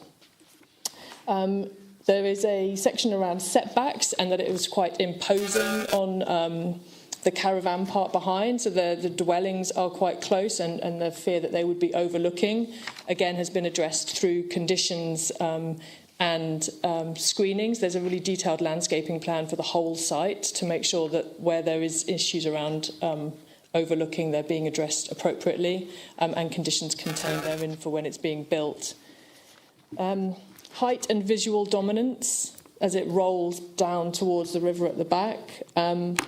So the third storey buildings in particular are affected by this presence, that they would look too bulky, and to match with the consistent neighbourhood character in the area, the planning officers have placed a condition that the third floors are recessed, so they appear smaller from a design perspective as the height is increased, particularly at the properties that are overlooking the caravan park. Overshadowing and overlooking, as I've already discussed, and people noise. It's not believed that there will be any additional adverse noise that you wouldn't expect from dwellings and a restaurant and a bar. So there will be noise, but not that it would be adverse. It's not a nightclub. The hours of operation are indicated within the report as well. So the recommendation this evening is that Council approves. I'm going to read it out again because it's quite long. I don't want to get it wrong. Bear with me, sorry. That a notice of decision to grant a planning permit be issued for the use and development of 2 food and drink premises, a restaurant and a bar, the development of 7 dwellings, 2 shops and an office, with licensed premises, alterations of the access to a road in a transport zone 2, and a reduction of car parking requirement subject to the conditions outlined in the attachments. Councillor Keeble. Second. Councillor Hughes, thank you. Councillor Keeble. We talk a lot about the need for housing, and this it's very commensurate with some of the other blocks on the other side of the highway, where the accommodation is at the back of the block and the commercial part is at the front of the block, and so it's within keeping with that.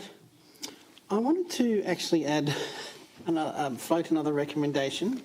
That recommendation 2 was that Council investigate the use of angle parking in Toowoomba South in the 50k zone along the Kiewa Valley Highway.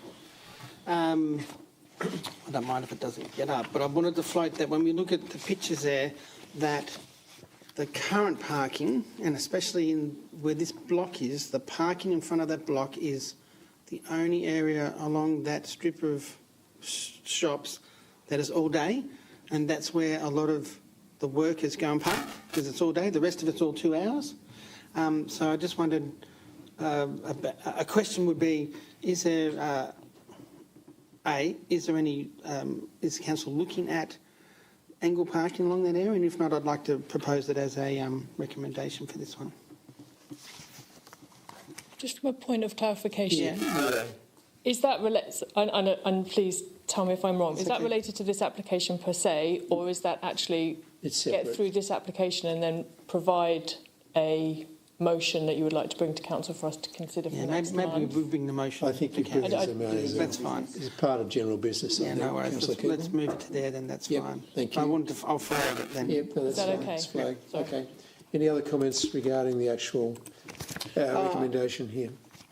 No, I've been on the property. There are some drainage issues. There are some access issues. I think they're being addressed. There's a pub next to it. There's a caravan park. It's an area where people are mingling. I'll leave it at that at the moment. Thanks. Councillor Hughes. Thank you, Mr Mayor. Ms Havercroft, can you please remind me again of how many car spaces they were required to have and what they're...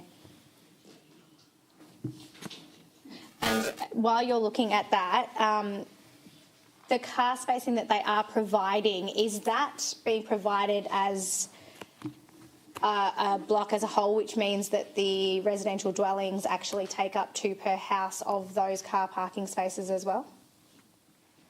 Thank you, Councillor Hughes. So on page 75, there is a detailed rundown of the number of car parking spaces that are required, which totals 39.31. Sorry, I said 39 before. It's close. 39.31 cars, rounded down to 39. And they have proposed 22 car parks. And in here, it mentions that the dwellings will be providing 12. Providing 11, and the recommendation was that they should provide 12 from the transport assessment that was undertaken.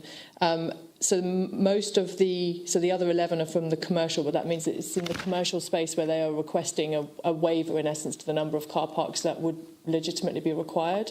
And from the plans, they're dotted. So the car parks for the residentials are set quite clearly. It's going to take me a bit to find the page, I'm afraid. And the commercial ones, in the plan, they're very, very dimly. You can just see underneath trees, etc., little cutouts of where the cars would be. And we've added them up. But they rely on the car parking on the street, which I think is Councillor Keeble's point that you raised before, which will come. And I will say there's other commercial things in that area that they have no car parking on site, and that's part of the problem. Yeah. So, Councillor Hughes, there's the dark cars that are identified are the ones that are attached to the dwellings. And then the other spaces are either just dashed out. You can just see like little dotted lines where they expect that cars would be able to park. So if you in the top right-ish area, there is 2 cars clearly marked that are associated with the dwelling that looks like a T, upside down T. And then next to it there is 2 car parks. You can just see the cars outlined, and then 2 that are next to that again.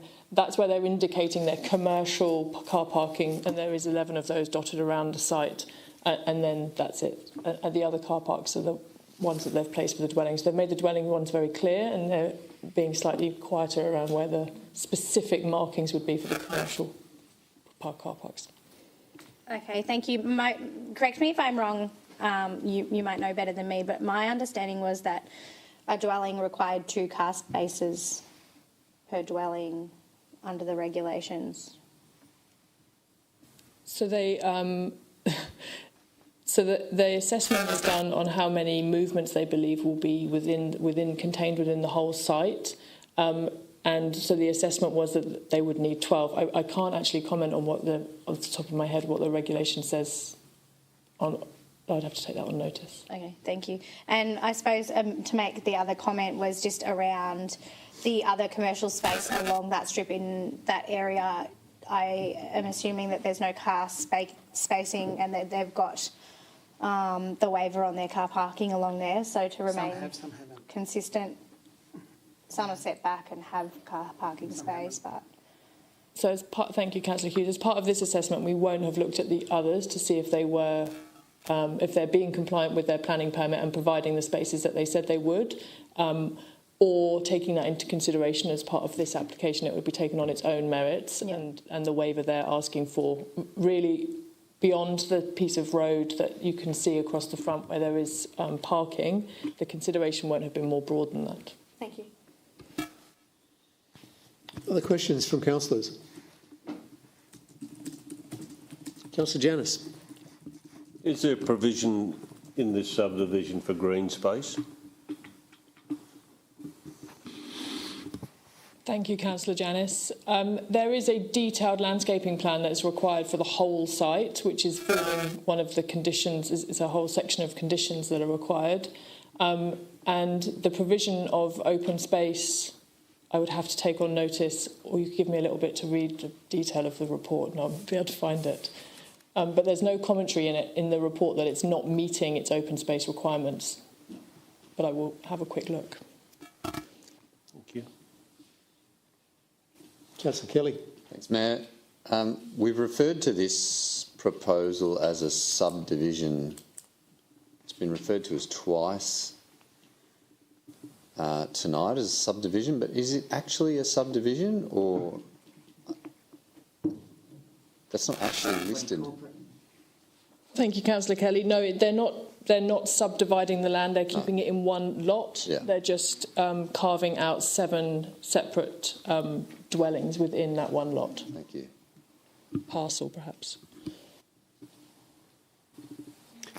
Sabercroft, could I just ask for some clarity? The actual recommendation is for 2 food and drink premises, which are the restaurant and the bar, 7 dwellings, 2 shops, an office, a licensed premises, which kind of comes up to 7 separate, well, 7 plus 6, 13, whereas the actual, when I look at the actual plan, I can't quite see where all of those things are actually going. Thank you, Mr. Mayor. So the office is above the restaurant in the roof space, so it isn't a separate building in and of itself. And the red outlined space bang in the middle of the plan, it's quite hard to see on that big screen, Yes, apologies, I can see it. Is an elevated roof bar. So it is just a platform for, Right. and that is the licensed premises. So that's the associated. licensed premises that you're referring to? Yeah. Thank you. Right. Okay, good. Right. Councillor Keeble, any other comments would you like to make? I was waiting to see if Ms Habercroft had an answer for me, but perhaps you did. I thought you took it on notice. Oh, on notice, was it? Oh, apologies then. And how far away is it from our public toilet block? It's proposed. Sorry, Councillor Janice, I desperately was seeking the open space answer, which I can't find, so I will take on notice. And it's 2 lots away from the report that was discussed earlier this evening. Yeah, just so we got, so that could be used by, those car parking spaces could be used by people going to the restaurant and things. Yeah, so my understanding is that the lot that you were referring to this evening under the Chief Executive's report is one that's 1, 2, 3 further down the picture. No. Is that correct? Yeah. So you have your comment. Thank you, Councillor I Nicholas. do have a comment, not a question, but it is around parking because I'm gravely concerned about parking because we are so dependent on our cars and people always want to put them close to where they're going. But I do note that in this report that the traffic assessment was based on many of the patrons for the bar and restaurant coming from those residences or the dwellings. So the assumption is that they're not going everyone at the restaurant isn't going to be driving. So, But they're parked because they're at the house. So. I'm just pointing out what the assessment was, Mary. So, yeah, and I do think that the Councillor Keeble's suggestion is something we should talk about soon. Yes, bring that up. Anything else, Councillor Keeble? Or any other councillors have any other comments? Hey, Councillor Prime, thank you. We got there. Sorry to nag the parking. Just reading through the car parking assessment and what it took into consideration there. So it's, I've lost my spot. But basically it's saying parking demand for the dwellings has been adequately catered for off-street, basically. So the assumption is there is enough parking on the Kiewa Valley Highway that nothing else is required. That's where they're coming from. Thank you, Councillor Prime. So my interpretation of the traffic assessment is that they can deal with the dwellings really adequately, which from my reading of the report that's being presented this evening is why they are nice and bold in their plan. Yeah. And where they are going to place their parking related to the commercial aspects is less defined within their plan yet. And it's not a detailed plan. They haven't reached their endorsed plan stage. The condition, it's not condition 1 in here, I think it's condition somewhere down the line, that they have to do a significant amount of amendments to their plans before we would consider endorsing them if the recommendation passes this evening. So whilst it's being presented as that will be how it will ultimately look, they have got a lot of work to do to jump over the hurdles of the planning officers to make sure that it meets the needs of of the amenity and the dwellings that are there. Any other points for clarity? No? Councillor Keeble? Good discussion on the car parking, and there's other things.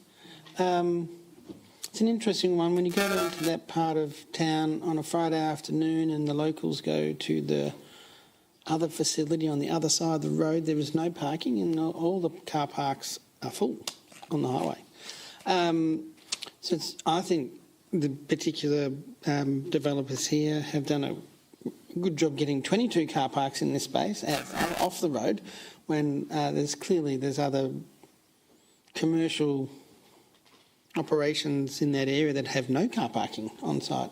And yes, that was a bygone day, and they maybe don't know why there was no car parking for those particular commercial facilities, but that's what we see at the moment. That's what we have.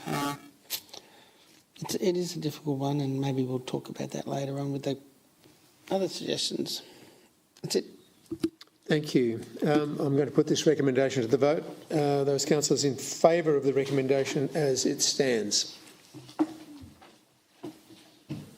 Thank you. Those against? It has been carried. Thank you.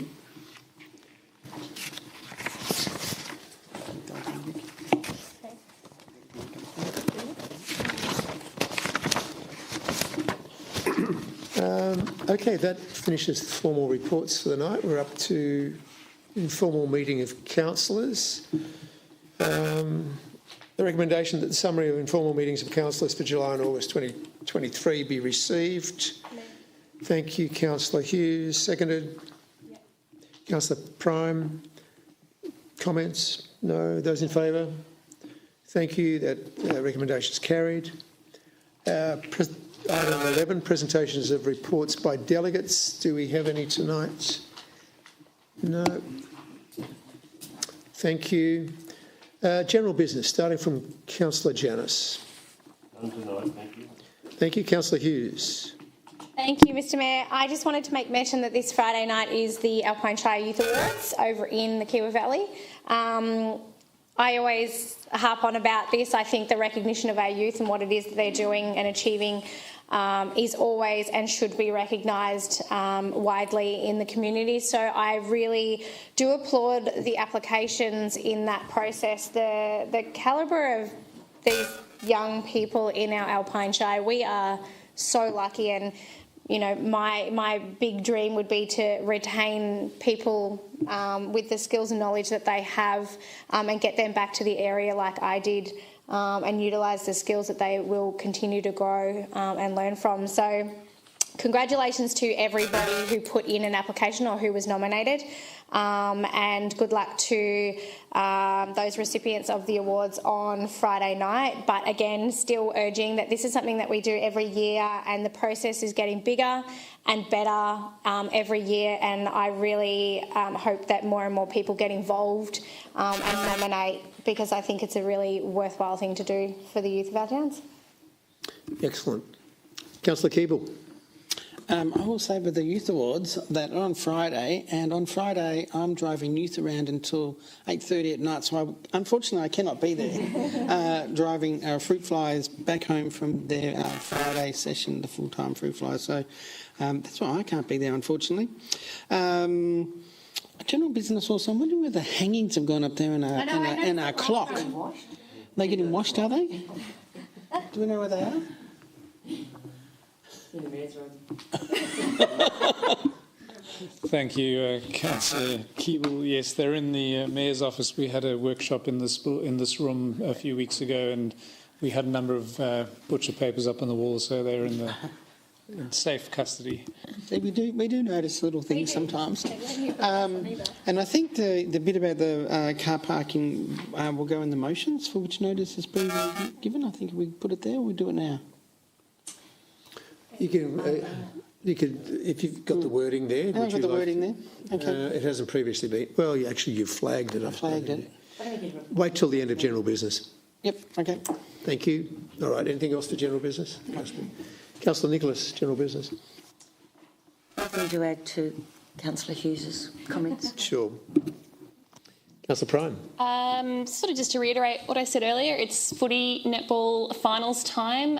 If you haven't been out to the MCG of the Bush at Keilor Sandy Creek, I highly recommend you visit it at least once in your life at finals time. MCG of the North East. Up until a few weeks ago, there's either cattle or sheep around the oval. I can't remember which, but they do get removed a few weeks early. And it's a great time of the year, and women's sport is having a bit of a moment, so get out there and watch the netball and support the girls. And no, it's just generally a good time of year, I reckon, so tag along. World champions. Thank you. Councillor Kelly. Thanks, Mayor. Two items tonight. The first one, just to call out my old high school pal who also lives here locally, Matisse Hooperman, annually organises a litter collection over the Toowoomba Gap to collect the litter that's been unsafely disposed of during primarily the ski season. It's phenomenal and it seems to get worse every year. He puts it on social media. Maybe we can find some other ways to promote that as well, and lots of local businesses support that too in terms of disposal and things. I won't be around to do it this year, but if you are, keep your eyes peeled. It's a great community initiative to look after our neighbourhood. The second item, tonight there's been a lot of items that really reflect, I guess, what the national paper recently published around, and that is the value of our land and the desirability of our neighbourhood is becoming really well known, and the economics of that are showing up. And whether that's in the form of a pretty challenging development or it's a subdivision to house residents, it's really, this is where the rubber hits the road. I have a question related to that, and that's the land development strategy. We've done a huge amount of consultation earlier this year and possibly even late last year. Now it's a memory test for me. But we have been doing some work behind the scenes to continue to progress that.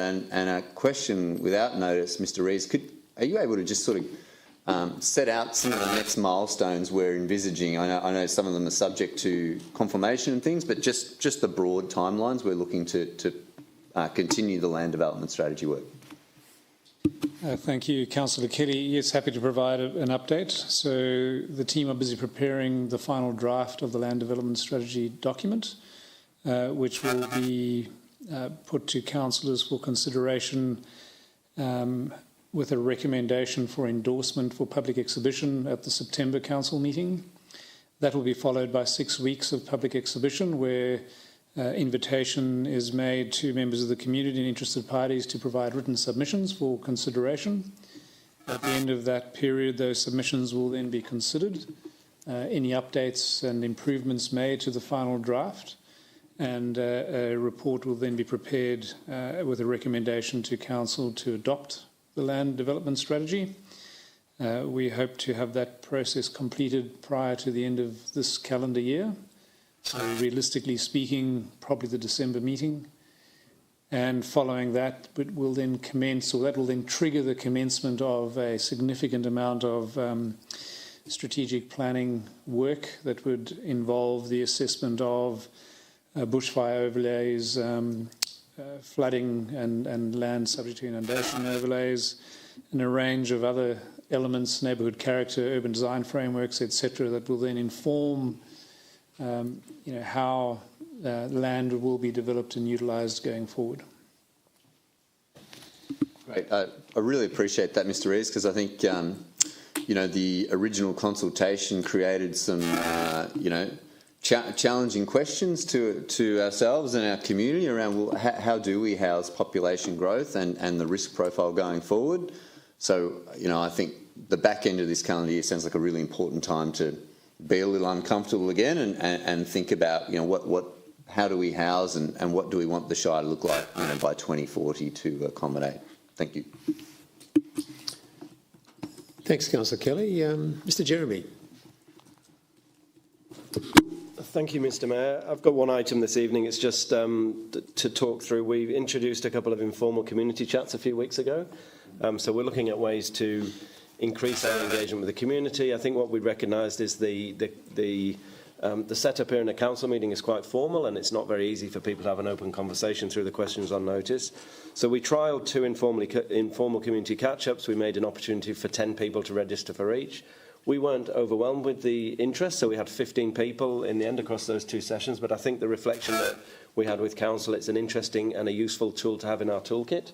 And what we're planning to do is to put in place an opportunity once a month to have an informal community catch-up with members of the community who are interested. We're going to run it in the location that the meetings are being held. So we'll be there the week prior to the meeting. So, for example, when we're holding the meeting in Mount Beauty, the week prior to that, we will make an opportunity available after the briefing in Mount Beauty for people to register to come and have a chat. And it's a group chat. 10 people from the community can come in and have a conversation with councillors and with council executive staff about any topic that's of interest to them. So we'll confirm the details. I just wanted to give a heads up to the community that that's coming. The other thing we're going to trial in the near future is another opportunity, again, to expand our engagement toolkit to provide opportunities for the community to interact with myself and the councillors.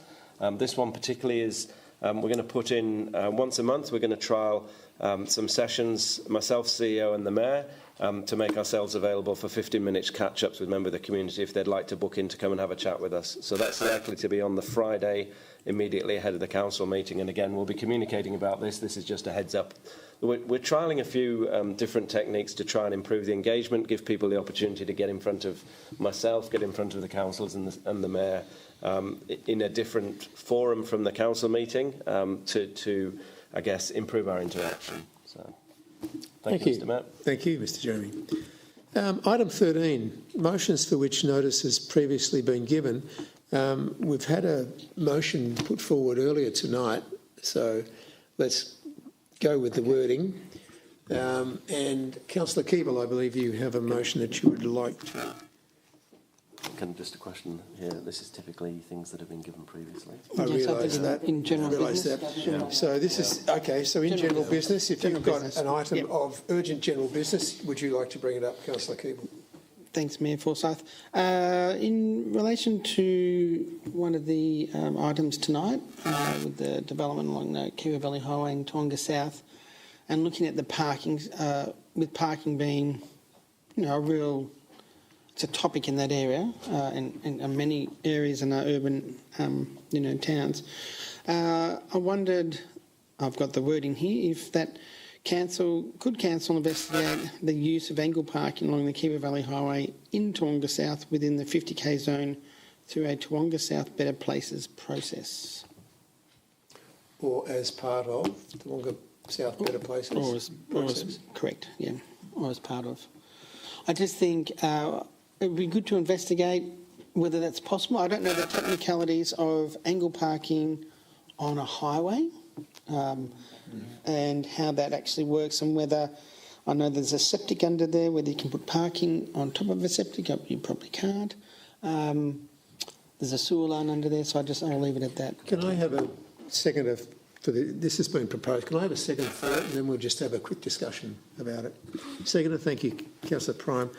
Okay, anything else to say? Councillor Prime, would you like to add to this? Well, yeah, obviously there's things to consider, but it's going to keep coming up, the amount of parking that's available there, and it's already, I was in Toowoomba South this morning, and there's one park I can get down the other end of, but still it's going to keep being an issue, so I think something needs to be looked into at least. Okay, can I make a quick comment that I think that this would be very quickly resolved, seeing it is probably a Vic Roads road, and whether the width of the carriageway is sufficient enough. And I think those are things that probably the CEO may have a comment on this one first.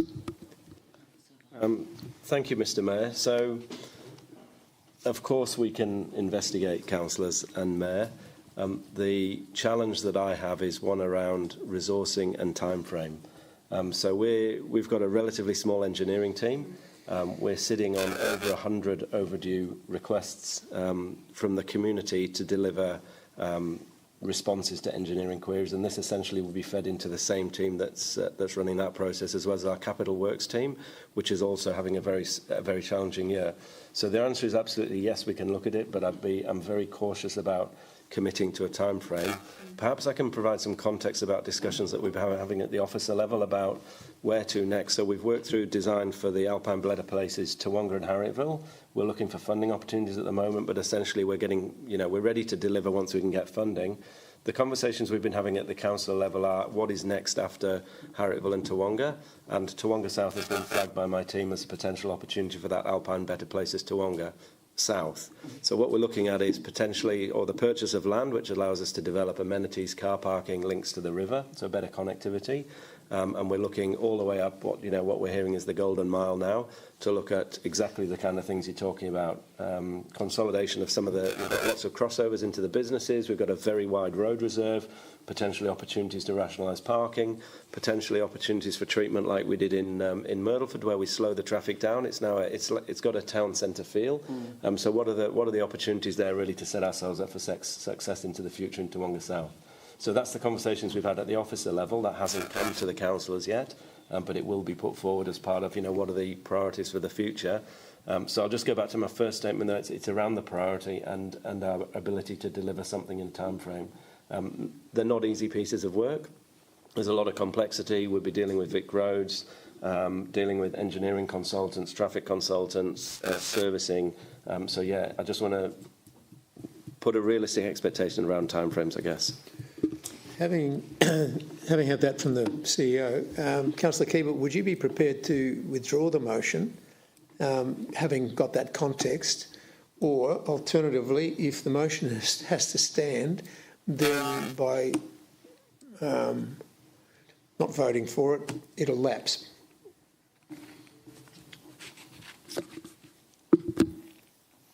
Yeah, I certainly didn't put any time frame on it, so I get that one. I guess it would be good to keep it in a motion that it's something that will be considered if it's in 5 years' time, but that it's being considered. Yeah. Councillor Nicholas, yep. I'm not sure that, for me, that we want to investigate the use of angle parking in particular, but we certainly want to look at how to improve the parking outcome in Toowoomba South. So whatever it is, and I think that would be potentially part of a bigger project that might be 5 years. I did just quip to Councillor Prime that maybe it's a footbridge over the Kiwa and then there's parking on the other side, which is, sorry, Mary. It was a quip, but there's different solutions to finding car parking than angle parking. So it's a bigger picture, is what I'm trying to point out. And I guess I'll shut up. Councillor Kelly. No, keep going. Done.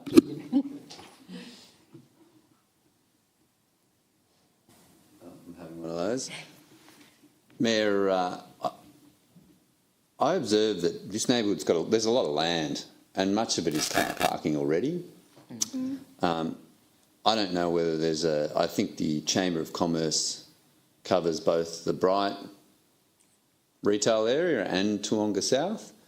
But, my recommendation would be that, people are looking for parking for their customers, they should look to ways to house them, and before we invest too much, and I think a broader concept makes sense for that area, but, immediate near-term solutions, I'd be encouraging the operators to work together because I think they should be able to find some kind of solution. Right. Any other comment? To answer your question, Mayor Threshold, I'm happy to withdraw it, knowing that the answer from CEO Jeremy that it's in the thinking, but we will continue to monitor it. Yep. Thank you. I think that's probably the best outcome. A good discussion. I just it's a discussion that was required, but it points officers in the direction that council are thinking as well. Thank you for that. Thank you, councillors. All right, let's move on then. Item 14, reception and reading of petitions. There are none. Item 15, documents for sealing. The recommendations. We have 4 documents for sealing. Could I have a mover and seconder, please? Councillor Kelly and Councillor Janus. Thank you very much. Now, the meeting is actually not closed now. Sorry?